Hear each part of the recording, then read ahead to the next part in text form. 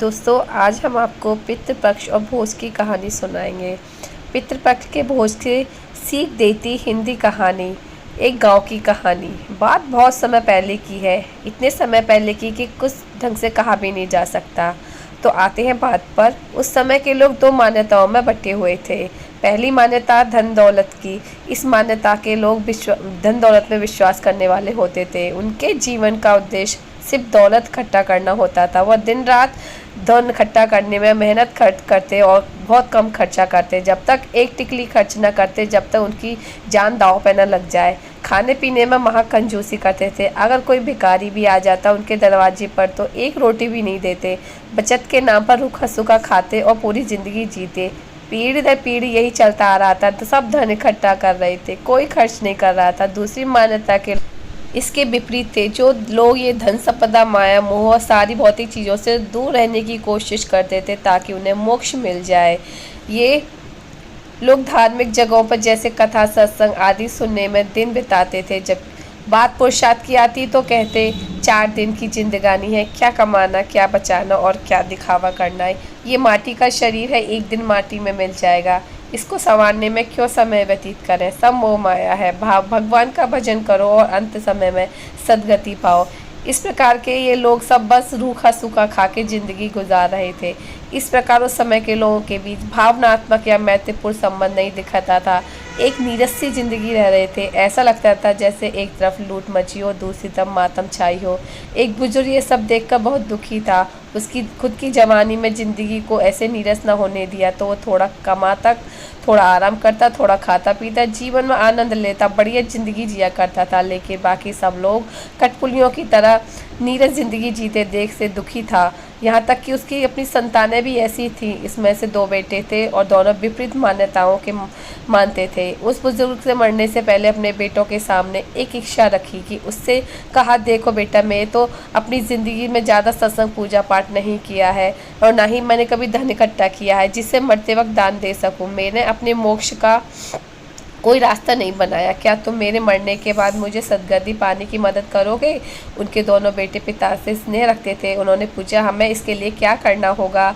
उस बुजुर्ग ने कहा, देखो, मेरी मृत्यु जिस दिन और जिस पखवाड़े में होगी, मैं तुम पूरे 15 दिन में मेरे नाम तर्पण करना और एक दिन मेरे घर में मेरा मनपसंद पकवान बनाना, सबको खिलाना, आसपास के लोग पशु पक्षियों को भी देना और सबको खिलाओगे तो तुम भी खाना और ऊपर से मेरी आत्मा को संतुष्टि मिलेगी। इस बात के लिए उसके बेटे मान गए। फिर एक दिन बाद बुजुर्ग की मृत्यु हो गई। उस साल तो उसके क्रियाक्रम करने में समय बीत गया। अगले साल जब वह पखवाड़ा आया तो उसके एक बेटे ने संन्यास आश्रम और दूसरे ने दिन रात की मेहनत को कम करने के लिए अच्छे अच्छे पकवान बनाए और सारे गांव में निमंत्रण दे दिया। ऐसा गांव में पहली बार हो रहा था।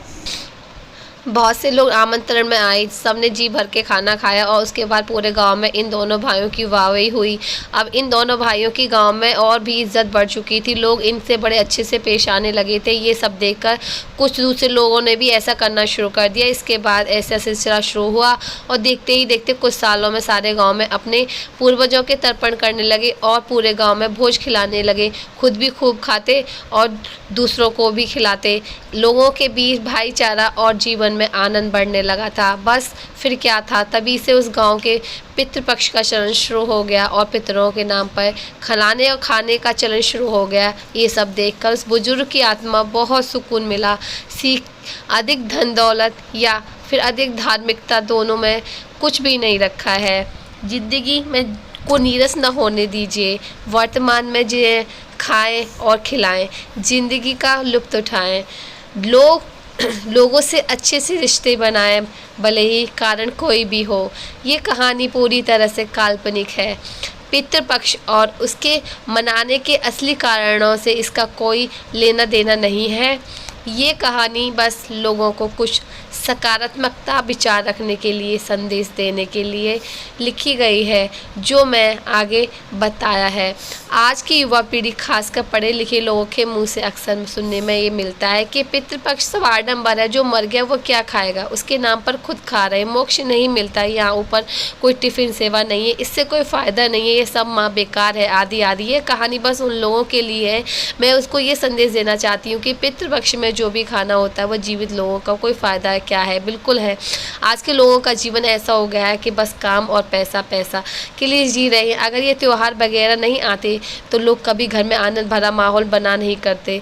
यही वो मौका और बहाने हैं जो लोग घर में खुशियाँ और बनाने वाले और माहौल बनाते हैं, पकवान बनाते हैं, खाते हैं, खिलाते हैं, लोगों में भाईचारा बढ़ाते हैं। पितृपक्ष में तालाब में अनाज डालते हैं जिससे तालाब में रहने वाले जीवों को भी भोजन मिल सके। छत का मुंडे पे रखे भोजन को पक्षी खाते हैं। कुल मिला के फ़ायदा तो बहुत है।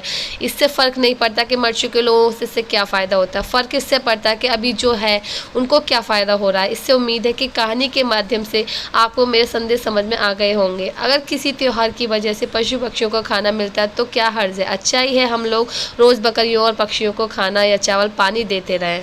तो दोस्तों, आपको ये कहानी अच्छी लगी हो तो प्लीज़, कहानी की सीख देने वाली है तो प्लीज़ मेरे चैनल को सब्सक्राइब कीजिए, कहानी को शेयर कीजिए जिससे लोगों को ज़्यादा से ज़्यादा संदेश पहुंच सके और वो गलत फहमी में ना रहे।